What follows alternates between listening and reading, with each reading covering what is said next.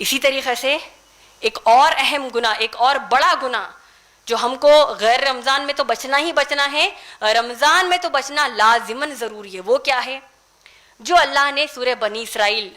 سورہ نمبر 17 کی آیت نمبر 32 میں فرمایا، سورہ نمبر 17 آیت نمبر 32 میں فرمایا۔ اللہ فرماتے ہیں اعوذ باللہ من الشیطان الرجیم بسم اللہ الرحمن الرحیم، لا تقربوا الزنا، زنا کے قریب بھی نہ جاؤ۔ اور اسلامی اعتبار سے زنا اس گناہ کو کہتے ہیں جو کوئی بھی مسلمان مرد یا عورت جو آپس میں شرعی طور پر میاں بیوی نہ ہوں، ان کا ایک دوسرے سے اس طرح ملنا جس طرح ایک شوہر اور بیوی اکیلے میں ملتے ہوں، یعنی پرائیویسی میں ملتے ہوں۔ زنا کا عذاب قیامت میں تو بہت بڑا ہے، لیکن اس سے پہلے جو عذاب اللہ کے رسول محمد صلی اللہ علیہ وسلم نے اس زانی مرد اور عورت کے لیے ان کے مرنے سے لے کر قیامت میں اٹھائے جانے تک جو ان کو عذاب ملے گا، اس کا ذکر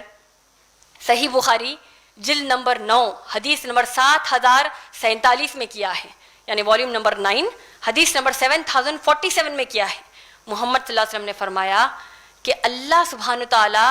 جو مسلمان مرد اور عورت زنا کیے اس دنیا میں،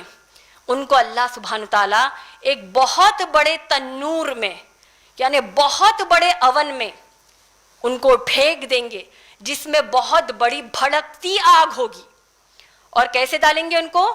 ان زانی مسلمان مرد اور عورتوں کو ان کی شرمگاہوں سے، ان کے پرائیویٹ پارٹ سے لٹکایا جائے گا اور اس میں اس بھینکر آگ میں جلایا جائے گا، اور جب اس آگ سے پریشان ہو کر تڑپیں گے اس آگ میں اور چیخ ماریں گے اور باہر نکلنے کی کوشش کریں گے، تو تنور کے منہ پر فرشتے ہوں گے جو پھر ان کو ڈھکیل کر واپس اس آگ میں گرا دیں گے۔ تو یہ گناہ کس کا ہے میری بہنوں؟ زنا کا گناہ ہے۔ اور اللہ کے رسول محمد صلی اللہ علیہ وسلم نے ترمذی شریف کی حدیث نمبر 2786 میں فرمایا، 2786 میں فرمایا کہ زنا کی کئی قسمیں ہیں۔ اور زنا کیسے، زنا کی قسمیں کیا ہے بتایا محمد صلی اللہ علیہ وسلم نے کہ اگر کوئی مسلمان کسی غیر محرم کو ہوس کی نیت سے دیکھتا ہے یا دیکھتی ہے، یا اسی طریقے سے کسی غیر محرم کو یعنی ہوس کی نیت سے دیکھا، یا غیر محرم کے پاس ہوس کی نیت کے ساتھ چل کر گئے، یا غیر محرم کو ہوس کی نیت سے ہاتھ لگایا، یا فضول کی بات چیت ان کے ساتھ کر کے مزے لیے، تو یہ محمد صلی اللہ علیہ وسلم نے فرمایا کہ اس شخص نے اپنی آنکھ کا زنا کیا، اپنی زبان کا زنا کیا، اپنے کانوں کا زنا کیا، اپنے پاؤں کا زنا کیا۔ ایک اور حدیث میں جو صحیح بخاری میں آتی ہے، اللہ کے رسول محمد صلی اللہ علیہ وسلم فرماتے ہیں کہ زنا کی شروعات آنکھوں سے اور زبان سے شروع ہوتی ہے، اور بعد میں انسان کے اندر کی شیطانی خواہش جو جاگ جاتی ہے، جو اس کی شرمگاہیں مکمل کر دیتی ہیں، پرائیویٹ پارٹس اس کو مکمل کر دیتے ہیں اور انسان زنا کر لیتا ہے۔ آپ غور کیجئے، اللہ سبحانہ تعالیٰ نے سورہ ممتحنہ سورہ نمبر 60 آیت نمبر 12 میں اللہ کے رسول محمد صلی اللہ علیہ وسلم کو حکم دیا کہ اگر آپ کے پاس مسلمان عورتیں آئیں اور آپ ان سے بیعت لے لیجئے، اگر آپ کے پاس مسلمان عورتیں آتی ہیں اللہ کے رسول صلی اللہ علیہ وسلم، آپ ان سے بیعت لے لیجئے کہ وہ اللہ کے سوا کسی کی عبادت نہیں کریں گی، نماز نہیں چھوڑیں گی، چوری نہیں کریں گی، زنا نہیں کریں گی، تو ان سے بیعت لے لیجئے، اللہ نے حکم دیا ہے۔ اور ام المومنین عائشہ رضی اللہ تعالیٰ عنہ فرماتی ہیں کہ جب کبھی مسلمان عورتیں اللہ کے رسول محمد صلی اللہ علیہ وسلم کے پاس بیعت کے لیے آتی تو اللہ کے رسول محمد صلی اللہ علیہ وسلم ان کو زبان سے اقرار کرتے ہوئے بیعت لینے کا حکم دیتے، اور اللہ کے رسول محمد صلی اللہ علیہ وسلم کسی بھی غیر محرم عورت کو نہیں چھوئے۔ یہ ام المومنین عائشہ رضی اللہ تعالیٰ عنہ کا قول ہے۔ اور آپ غور کیجئے، اللہ کے رسول محمد صلی اللہ علیہ وسلم نے جامع صحیح کی حدیث، جو شیخ البانی رحمۃ اللہ علیہ کی جو کتاب جامع صحیح ہے، اس میں حدیث نمبر 5045 بڑی اہم وارننگ ہم سب کے لیے اللہ کے رسول محمد صلی اللہ علیہ وسلم نے دی۔ وہ کیا ہے کہ ایک مسلمان مرد کے لیے یہ بہتر ہے، کیا کہا؟ ایک مسلمان مرد کے لیے یہ بہتر ہے کہ وہ اپنے سر پر ہتھوڑی لے کر، ایک نوکیلا کیلا یعنی پوائنٹڈ نیل لے کر مار مار کر اپنے سر میں دھنسا لے، یہ بہتر ہے اس گناہ سے کہ وہ کسی غیر محرم عورت کو چھوئے. یہاں کوئی غیر محرم عورت کسی غیر محرم مرد کو چھوئے یا چھونے کی اجازت دے. میں آپ تمام کی توجہ ہمارے حیدرآباد کے پرانے شہر کا وہ بے حیا منظر آپ سب کو بتانا چاہتی ہوں جو ہم سالوں سے دیکھتے آ رہے ہیں, اور ہو سکتا ہے یہ منظر حیدرآباد کے باہر کے علاقوں میں بھی ہو. وہ یہ کہ ہماری بے شمار مسلمان بہنیں چوڑیاں خریدتے وقت بڑی آسانی سے اپنا ہاتھ غیر محرم کے ہاتھ میں دے رہی ہیں.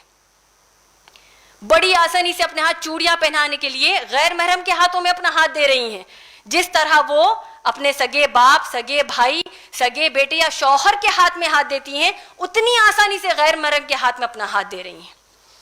اور چند رمضانوں سے یہ بھی ہم دیکھ رہے ہیں کہ رمضان جیسے مبارک مہینے میں کہ ہماری کئی مسلمان بہنیں مہندی لگانے کے لیے روڈ پر, بازاروں میں یا یونیسیکس بیوٹی پارلرز کو جا کر یا گھر پر بلا کر غیر مسلمان لڑکوں کے ہاتھ میں اپنا ہاتھ دے رہی ہیں مہندی لگانے کے لیے. سوچئے اللہ کے رسول صلی اللہ علیہ وسلم مسلمان عورتیں بیعت دینے آتی ہے تو ان کو ہاتھ نہیں لگایا, زبان سے اقرار کروایا, مسلمان عورتوں کو تک نہیں چھوا, اور یہاں غیر مسلمانوں کے ہاتھ میں ہماری بہنیں ہاتھ دے رہی ہیں. یہ کتنی بے حیائی اور بے شرمی کی بات ہے میری بہنوں.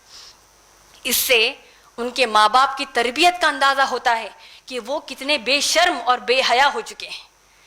تو یہ چیز ہم کو ضروری ہے معلوم کرنا میری بہنوں. اب آپ دیکھیے زنا کے تعلق سے ہم جب دیکھتے ہیں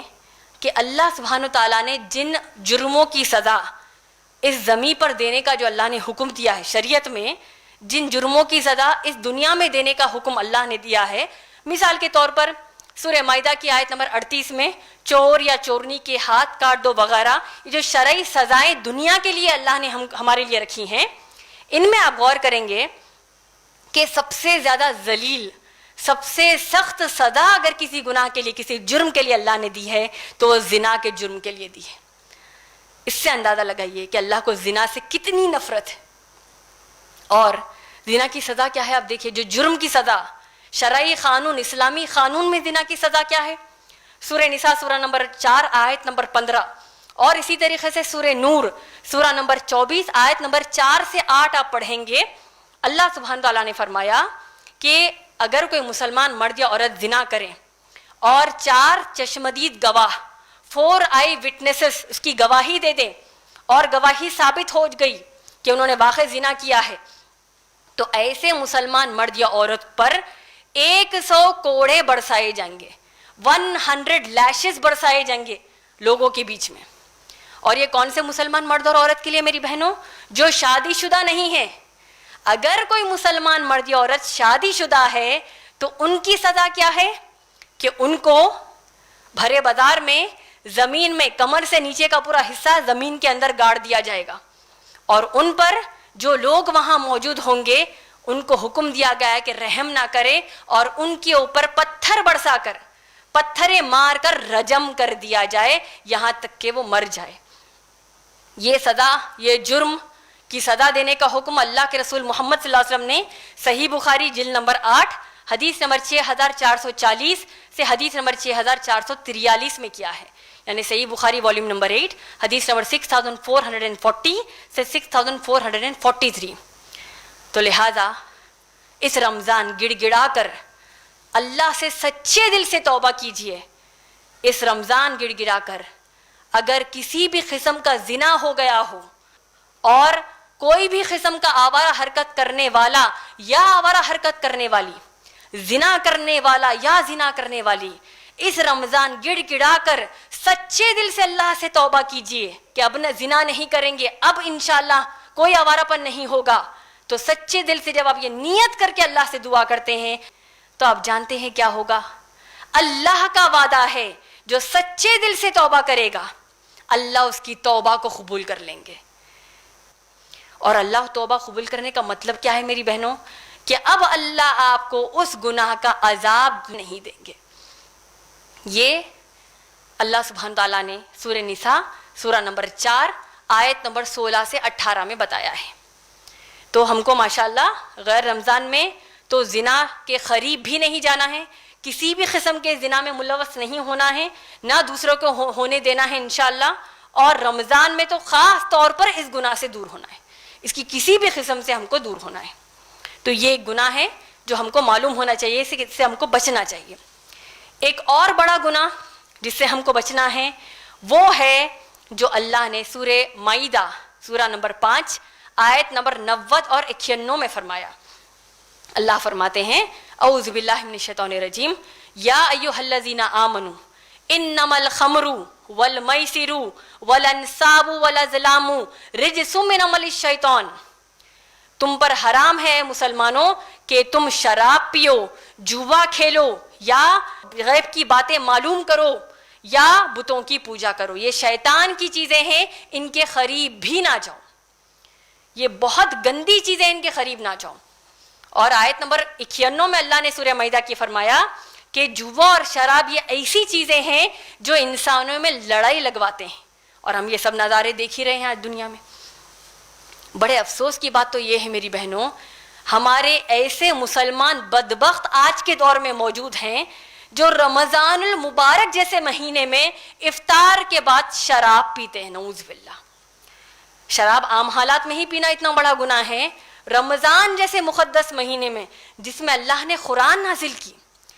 جو وہ مہینہ جس میں اللہ جنت کے دروازے کھول دیتے ہیں، جہنم کے دروازے بند کر دیتے ہیں، رحمتیں نازل ہونے والا مہینہ، اس میں شراب پی کر ایسے لوگ اللہ کی مغفرت کے مستحق نہیں ہو کر اللہ کی لعنت کے مستحق ہو جاتے ہیں۔ تو اس گناہ سے بھی الحمدللہ ہم کو غیر رمضان میں تو بچنا ہی ہے، رمضان میں تو لازماً بچنا ضروری ہے۔ اس کے علاوہ ایک اور بڑا گناہ جس سے ہم مسلمانوں کو بچنا ہے، اور جو افسوس کے ساتھ کہنا پڑتا ہے کہ اکثریت مسلمانوں کی اس گناہ میں ملوث ہے، اور خاص طور پر رمضان جیسے مہینے میں ایک بہت بڑا طبقہ ہم مسلمانوں کا جو کپڑوں، جوتوں، فوڈ کورٹس یا ہوٹل وغیرہ کے بزنس کے لیے، تجارت کے لیے یہ سب سے زیادہ اس گناہ میں ملوث ہوتے ہیں، اور وہ یہ ہے کہ اپنی تجارت کے لیے یا تجارت نہ بھی کر رہے ہوں تو سود پر پیسہ لے کر تجارت کرتے ہیں، یا سود پر پیسہ لے کر آپ اپنے خرچے چلاتے ہیں۔ کتنے افسوس کی بات ہے میری بہنوں، اللہ کے رسول محمد صلی اللہ علیہ وسلم، صحابہ صحابیات رمضان کو اپنی عبادتوں میں گزارتے، عبادت کا مہینہ بناتے، اور ایسے بدبخت مسلمان موجود ہیں جو رمضان کو تجارت کا مہینہ بنا لیے، جہاں رمضان میں ان کی پوری فکر تجارت ہے، اور اس تجارت سے اگر تھوڑی سہولت مل گئی تو اللہ کی تھوڑی عبادت کرتے ہیں، وہ بھی کیسی تجارت سے سہولت مل کر؟ جو سود پر پیسہ لے کر وہ تجارت کر رہے ہیں۔ کتنا بڑا گناہ ہے سود خوری، سود لینا دینا، اس میں ملوث ہونا کتنا بڑا گناہ ہے۔ اللہ کے رسول محمد صلی اللہ علیہ وسلم نے ابن ماجہ جلد نمبر 3 حدیث نمبر 2274 میں فرمایا، یہ حدیث کو عام کیجئے، بتائیے کتنا بڑا گناہ ہے سود خوری۔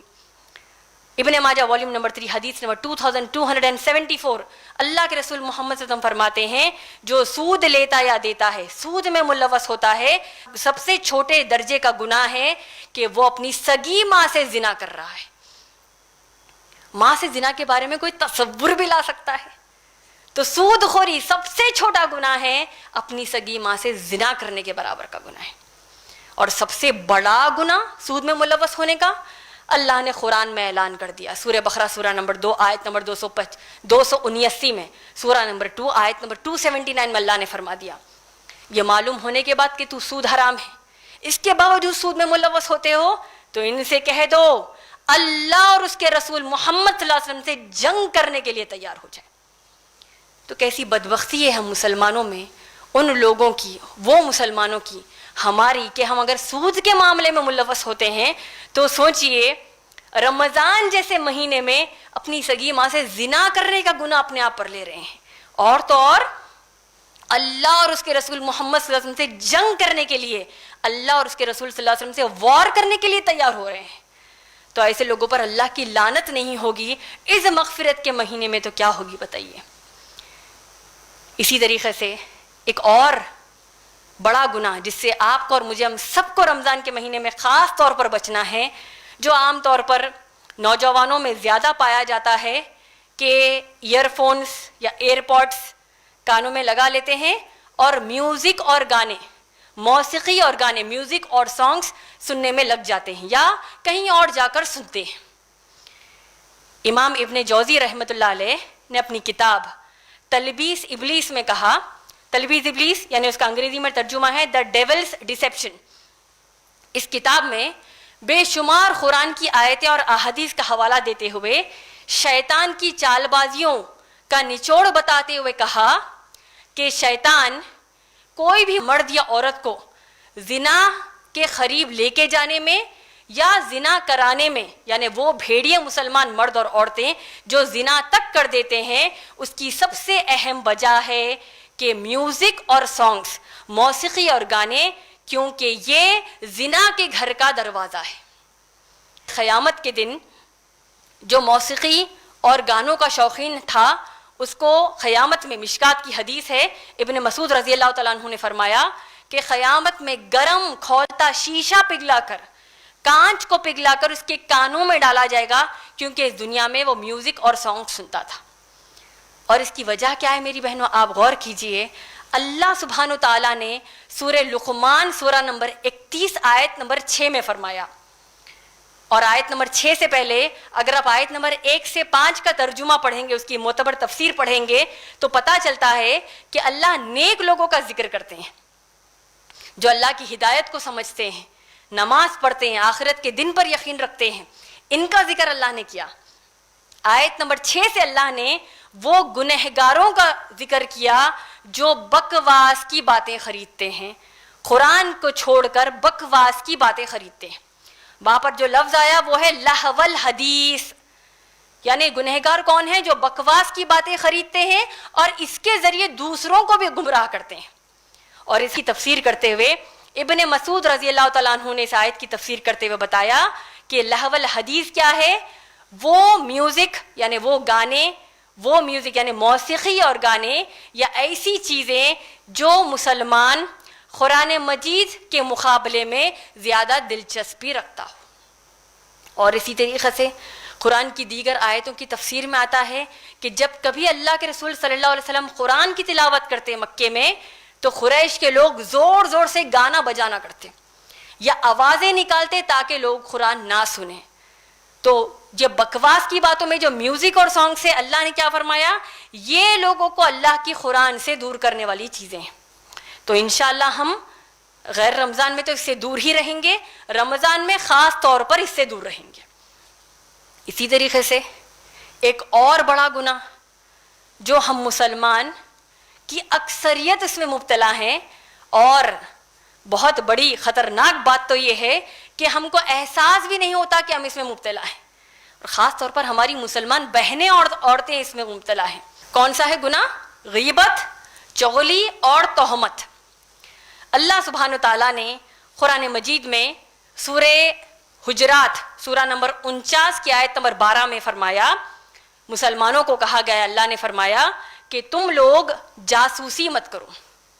اور تم لوگ کسی پر شک و شبہات مت کرو، کیونکہ اکثر شک غلط ہوتے ہیں۔ اور تیسری بات اللہ نے بتائی کہ تم لوگ کسی کی پیٹھ پیچھے برائی مت کرو۔ کیا تم چاہو گے کہ تم اپنے مرے ہوئے بھائی کی میت کا گوشت کھاؤ؟ ہرگز نہیں، تم اسے کرائیت کرتے ہو۔ تو اللہ سبحانہ تعالیٰ غیبت کے لیے اگزامپل، مثال کیا دے رہے ہیں؟ جس طرح تم کرائیت کرتے ہو خود کے مرے ہوئے بھائی کی میت کا گوشت کھانا، اس سے زیادہ بھینکر ہے کسی کی غیبت کرنا۔ اللہ کے رسول محمد صلی اللہ علیہ وسلم کی حدیث مبارکہ میں محمد صلی اللہ علیہ وسلم نے فرمایا کہ جو شخص کسی دوسرے شخص کی غیبت کرتا ہے تو پھر جو شخص نے غیبت کی اس کی تمام نیکیوں کو اللہ جس کی وہ غیبت کرتا ہے اس کے نام اعمال میں ڈال دیں گے، اور اگر حساب برابر نہیں ہوا تو جس کی غیبت اس نے کی اس کے گناہ اس کے انسان کے اندر اس کے نام اعمال میں ڈال دیں گے۔ سوچیے کتنا بڑا گناہ ہو رہا ہے۔ جس کی غیبت کی اس کے اندر آپ کی پوری نیکیاں چلی گئیں، اور جس کی غیبت کی اگر حساب برابر نہیں ہوا تو اس کے تمام گناہ آپ کے نام اعمال میں آ جائیں گے۔ اللہ ہماری اس سے حفاظت کرے۔ اللہ کے رسول محمد صلی اللہ علیہ وسلم نے صحیح مسلم کی حدیث 6593 میں فرمایا، صحیح مسلم حدیث نمبر 6593 میں فرمایا جب صحابہ نے پوچھا یا رسول اللہ صلی اللہ علیہ وسلم، یہ ہمارا بھی عام سوال ہوتا ہے، یا رسول اللہ صلی اللہ علیہ وسلم اگر واقعتاً کوئی برائی یا گناہ ہم کسی شخص میں دیکھیں تو کیا اس کو ہم پیٹھ پیچھے ذکر نہیں کر سکتے؟ اللہ کے رسول محمد صلی اللہ علیہ وسلم نے کہا یہی تو غیبت ہے۔ غیبت کیا ہے؟ واقعی کسی کے اندر وہ برائی موجود ہے، وہ گناہ موجود ہے، تو آپ پیٹھ پیچھے اس کا ذکر کر رہے ہیں، یہی غیبت ہے۔ اگر یہ برائی اس کے اندر نہیں ہے تب بھی آپ پیٹھ پیچھے اگر بات کرتے ہیں تو وہ تہمت ہے۔ اور تہمت کیسا گناہ ہے میری بہنوں؟ تہمت جس کو عام طور پر اردو زبان میں ہم جھوٹا الزام کہتے ہیں، تہمت کا گناہ کتنا بڑا ہے، اس کا عذاب کتنا بڑا ہے آپ جانتے ہیں؟ اللہ کے رسول صلی اللہ علیہ وسلم نے جامع صحیح کی حدیث نمبر 6196 میں فرمایا، جامع صحیح 6196 میں فرمایا کہ قیامت کے دن ایک شخص ہوگا جس کی بہت زیادہ نیکیاں ہوں گی، اور اللہ اس کو کہیں گے کہ تمہاری نیکیاں ہیں، میں تم کو جنت میں ڈال دوں گا، لیکن ایک کام کرنا ہوگا، میرے فلاں بندے کے بارے میں تم نے ایک بات کہی تھی، اس کو ثابت کر دو، پھر جنت میں چلے جانا۔ اب یہ نیک شخص نے جو فلاں کسی مسلمان کے بارے میں بات کہی تھی وہ جھوٹا الزام تھی، تہمت تھی، تو تہمت کیسے ثابت کرتا؟ ایک عرصہ گزرنے کے بعد اللہ فرشتوں کو حکم دیں گے کہ اس کو جہنم کی ایک ایسی بولی میں پھینک دو، ایک ایسے ویل میں پھینک دو جس کی دیواریں آگ کی بنی ہیں، اور اس بولی میں پانی نہیں ہے، اس میں جہنم میں زانی مرد اور عورتوں کی شرمگاہوں کو جو جلایا جا رہا ہے، پرائیویٹ پارٹس کو جو جلایا جا رہا ہے، اس کا بدبودار ابلتا خون اور پیپ اس بولی میں ہوگا، اور اس شخص کو اس میں ڈال دیا جائے گا جو تہمت باندھتا تھا دنیا میں دوسروں پر۔ اور جب وہ تکلیف سے چیخ مارے گا، بھوک اور پیاس سے چیخ مارے گا، تو فرشتے یہی بدبودار خون اور پیپ اس کے منہ میں اڑیل دیں گے۔ تو لہذا میری بہنوں، اس رمضان میں انشاءاللہ ہم یہ غیبت، چغلی اور تہمت، ان سب سے انشاءاللہ بچیں گے۔ آئیے آپ سب کو میں اب 5واں کام جو ہم اس رمضان میں کریں گے وہ آپ سب کو بتا دوں، اور وہ یہ ہے کہ اللہ کے دین کی دعوت ہر اس بندہ یا ہر اس بندی تک پہنچانا جس تک لا الہ الا اللہ محمد الرسول اللہ کا پیغام اور دعوت نہ پہنچی ہو۔ دعوت دین کرنا یہ ہمارا سب سے اہم کاموں میں سے ایک بڑا اہم کام ہے۔ جیسے کہ میں نے ابھی بھی آپ کو بتایا تھا، اللہ نے سورہ مائدہ سورہ نمبر 5 آیت نمبر 66 میں کیا بتایا؟ اللہ نے کیا فرمایا؟ یا ایھا الرسول، اے محمد صلی اللہ علیہ وسلم، اے رسول صلی اللہ علیہ وسلم، بلغ ما انزل الیک من ربک، آپ جو آپ پر نازل ہو رہا ہے اسے تبلیغ کر دیجئے، لوگوں میں بات کو پہنچا دیجئے۔ اگر آپ نے ایسا نہیں کیا تو اللہ کی نظر میں آپ نے رسالت کا حق ادا نہیں کیا۔ تو پھر آپ اور میں کیسے اس قرآن سے دور ہو رہے ہیں میری بہنوں؟ قرآن سے تو جڑنا ہی ہے ذاتی طور پر، ساتھ میں اس کی تبلیغ ان تک پہنچانا ہے، اس کا پیغام ان تک پہنچانا ہے جو اس قرآن پر ایمان نہیں رکھتے۔ اور اللہ کے رسول محمد صلی اللہ علیہ وسلم نے حدیث مبارکہ میں کیا فرمایا؟ صحیح بخاری جلد نمبر 4 حدیث نمبر 3461 میں، یعنی والیوم نمبر 4 حدیث نمبر 3461 میں کیا فرمایا؟ بلغوا انی ولو آیا، اگر میرے بارے میں، اسلام کے بارے میں ایک بھی بات معلوم ہو جائے اسے دوسروں تک پہنچا دو جس کو معلومات نہیں ہے۔ تو یہ کام بھی انشاءاللہ ہم اس رمضان کریں گے، اور رمضان میں کرنے کا مقصد یہ ہے کہ یہ 5 کام رمضان کے بعد انشاءاللہ ہم اس کو کنٹینیو کریں گے، اس کو جاری رکھیں گے انشاءاللہ۔ میں اپنی اس بیان کو اللہ کے رسول محمد صلی اللہ علیہ وسلم کے 3 احادیث اور 3 اشعار پڑھ کے مکمل کرنا چاہتی ہوں۔ اللہ کے رسول صلی اللہ علیہ وسلم کی حدیث ابن ماجہ جلد نمبر 1 حدیث نمبر 230۔ اللہ کے رسول صلی اللہ علیہ وسلم جب آپ لوگوں کو اسلام کی دعوت پیش کرتے ہیں، اس کی اتنی بڑی فضیلت بتائی کہ محمد صلی اللہ علیہ وسلم ہمارے حق میں دعا کریں گے۔ سوچئے، ماں باپ ہمارے لیے، ہماری اچھائی کے لیے جب دعا کرتے ہیں، دنیاوی ہی دعا کر دیتے ہیں تو ہم کتنا خوش ہو جاتے ہیں، آخرت کی دعا کر دیتے تو ہم کتنا زیادہ خوش ہوتے ہیں۔ رسول اللہ صلی اللہ علیہ وسلم دعا کرتے ہیں، اے اللہ میرے اس امتی کے چہرے کو نورانی کر دیجئے، میرے اس امتی کے چہرے کو نورانی کر دیجئے جس نے مجھ سے ایک بات سنی اور اسے دوسروں تک پہنچا دیا. اللہ ہم سب کو اس دعا کا مستحق بنا دے, آمین. اسی طریقے سے ایک اور حدیث ترمذی شریف کی حدیث نمبر 3058, ترمذی حدیث نمبر 3058 میں اللہ کے رسول صلی اللہ علیہ وسلم نے فرمایا, ایک اور بہت بڑی بشارت ہم سب کے لیے ہے, قیامت سے پہلے ایک ایسا دور آئے گا اگر میرا کوئی امتی ایک نیکی کرے گا تو اس کو 50 نیکیوں کا اجر ملے گا. کتنا بڑا ہمارے لیے پروفٹ ہے, دیکھیے ایک نیکی کریں گے تو 50 نیکیوں کا اجر ہے. صحابہ نے بڑا پیارا سوال پوچھا, یا رسول اللہ صلی اللہ علیہ وسلم ایک نیکیوں پر ان کو 50 نیکیوں کا اجر ملے گا, کس کی 50 نیکیاں یا رسول اللہ صلی اللہ علیہ وسلم, ان کی 50 نیکیاں یا ہماری 50 نیکیاں؟ اللہ کے رسول صلی اللہ علیہ وسلم کہتے ہیں تمہاری 50 نیکیاں. ایک نیکی کرنے پر صحابہ کے نیکیوں کی طرح 50 نیکیوں کا اجر ہم کو ملے گا. تو پھر ہمارے پاس کیسے کوئی بہانے ہو سکتے ہیں میری بہنوں کہ نیکی کرنے میں مشکل پیش آ رہی ہے اور ہم نیکی کرنے سے دور ہو رہے ہیں. تو یہ 5 کام انشاءاللہ ہم کو اسی نیت سے کرنا ہے کہ ہماری نیکیاں بڑھیں, لوگوں تک اسلام پہنچے, تاکہ یہ اصل انویسٹمنٹ ہمارا آخرت کا ہے ماشاءاللہ. اور تیسری حدیث اللہ کے رسول صلی اللہ علیہ وسلم کی مشہور حدیث جو ہر رمضان میں ہم سنتے ہیں, ترمذی شریف کی حدیث نمبر 3545 3545, جو محمد صلی اللہ علیہ وسلم نے جب وہ ممبر پر چڑھ رہے تھے صلی اللہ علیہ وسلم, اور جبرائیل علیہ السلام نے 3 قسم کے لوگوں پر لعنت دے کے اللہ سے دعا کی, 3 لوگوں پر لعنت دی, اور ان میں سے ایک قسم کا وہ شخص تھا جب جبرائیل علیہ السلام نے کہا کہ اے اللہ اس شخص پر آپ کی لعنت ہو جو رمضان المبارک کا مہینہ پائے اور اس نے اپنی مغفرت نہیں کروائی. تو رحمت للعالمین نبی محمد صلی اللہ علیہ وسلم نے آمین کہا. اور اشعار جو میں آپ سب کے پڑھنا چاہتی ہوں وہ ہے, نمازیوں کا اب سیلاب آنے والا ہے, نمازیوں کا اب سیلاب آنے والا ہے, پتا چلا ہے کہ رمضان آنے والا ہے, اب مسجدوں کا دائرہ ذرا بڑا کر لو, بس 1 مہینے کا مسلمان آنے والا ہے.